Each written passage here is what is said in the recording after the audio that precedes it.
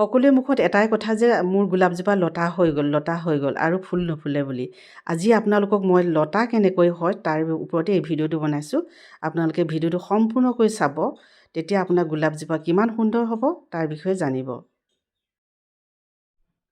নমস্কাৰ, মই তৃষ্ণা মোৰ বাগিচালৈ পুনৰ আপোনালোকক স্বাগতম জনাইছোঁ।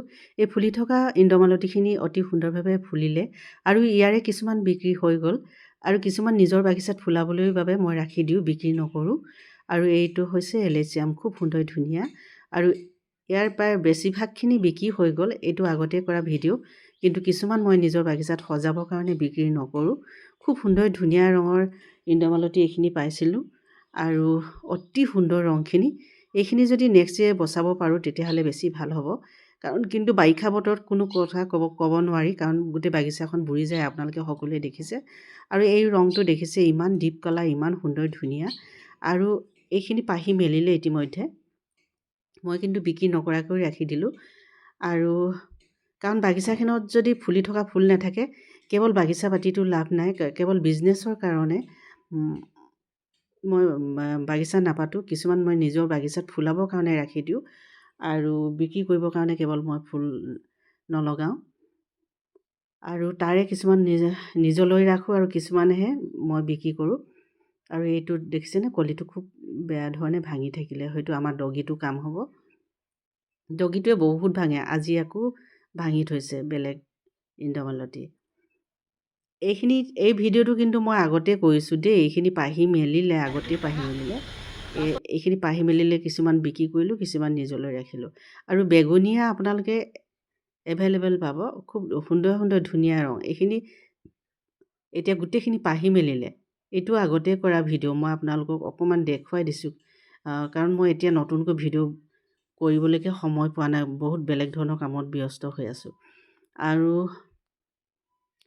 বেগুনীয়াত যে পানী অলপ হ'লেও সদায় দিব পাৰে দেই, আপোনালোকে কম পানী নিদিব। এতিয়া আপোনালোকক মই গোলাপ ফুল মই কেনেদৰে যত্ন লৈছোঁ, কোনখিনি ডাল লতা, কোনখিনি ডাল লতা নহয়, তাৰ ওপৰতে এই ভিডিঅ'টো বনাইছোঁ। আপোনালোকে গোটেই ভিডিঅ'টো শেষলৈকে চাব। মই আপোনালোকক কৈ আছোঁ যে এতিয়া গোলাপ ফুলৰ কোনটো ডাল লতা হ'ব, কোনটো ডাল ফুলিব আৰু কেনেকৈ ভাঙি দিব লাগে।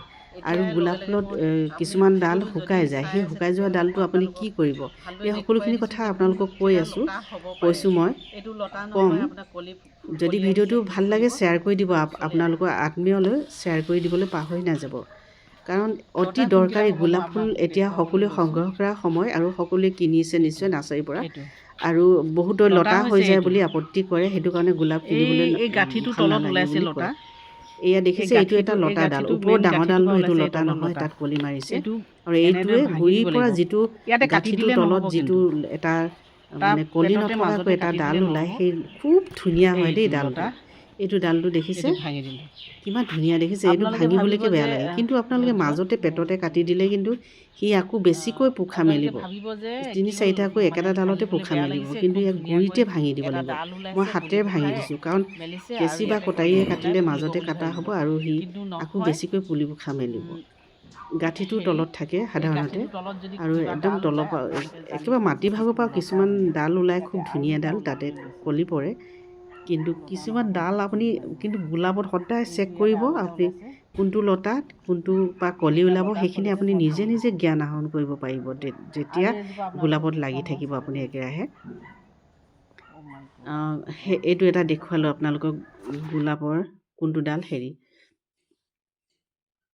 আৰু এই ওপৰৰ পৰা ওলোৱা ডালকেইটা কিন্তু কাটি নিদিব দেই, তাতে খুব কলি মাৰিব। আৰু এতিয়া দেখুৱাইছোঁ আপোনালোকক মই কোনটো এয়া শুকান ডাল ওলাইছে। ইয়াৰ মাজে মাজে যে কেতিয়াবা শুকান ডাল এটা আগটোপা শুকাই শুকাই যায় দেই, ডালটোৰ আগটোপা শুকাই শুকাই যায়, সেইটো কেতিয়াও নাৰাখিব, অতি মাৰাত্মক।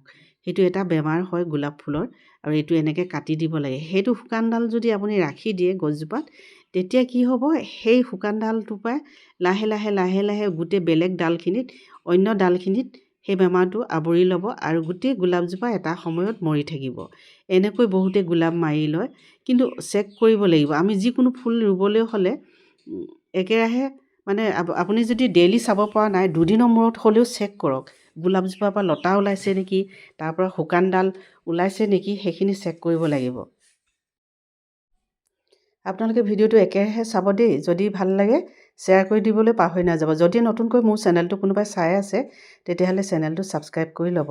মই সদায় ফুলৰ টিপছ দিছোঁ আপোনালোকক। আৰু এয়া শুকান ডালখিনি কেনেকৈ কাটি দিলোঁ এইজোপাৰ পৰা দেখিলেনে? আৰু ইয়াতে আৰু লতা আছে, মই আপোনালোকক দেখুৱাম। ইয়াত দুটা লতা আছে এই গুৰিটোত। এইটো এটা লতা, সেইটো আপোনালোকক দেখুৱাই দিছোঁ। এইটো কেনেকৈ ভাঙিব লাগে মই দেখুৱাই দিছোঁ। কিন্তু ইয়াৰ পেটতে যদি কাটি দিয়ে তেতিয়াহ'লে আৰু তাৰপৰা নতুন নতুন ব্ৰাঞ্চ ওলাব। সেইটো ভুল নকৰিব। হাতে এনেদৰে ভাঙি দিব। কটাৰী বা কেঁচিৰে কাটিলে কি হ'ব, কাটা দি কাটিলেও এইটো এটা লতা কিমান ধুনীয়াকৈ ওলাইছে দেখিছে? এইটোতে কিছুমানে ভুল কৰে। ইমান ধুনীয়া লতা ডাল এটা ওলাইছে, বহুত ভাল লাগিছে বুলি মৰমতে নকটা কৰি থৈ দিয়ে।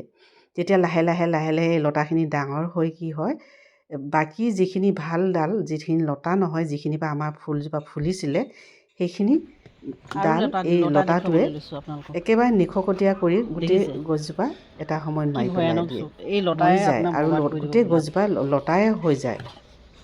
ভাল ডালখিনি শুকাই মৰিব, তাৰপিছত লতাখিনিয়ে মানে গোটেই গছজোপাত থাকি যাব। এইটো কেনেকৈ কাটি দিলোঁ দেখিছে? এইটো ডাঙৰ হৈ গৈছিলে, হাতে ভাঙিব নোৱাৰিলোঁ মই। এইটো গুৰিতে কাটি দিছোঁ। ইমান ডাঙৰ ডালটো দেখিছে? আজিলৈ আহোঁ, পুনৰ লগ পোৱা আশাৰে ধন্যবাদ।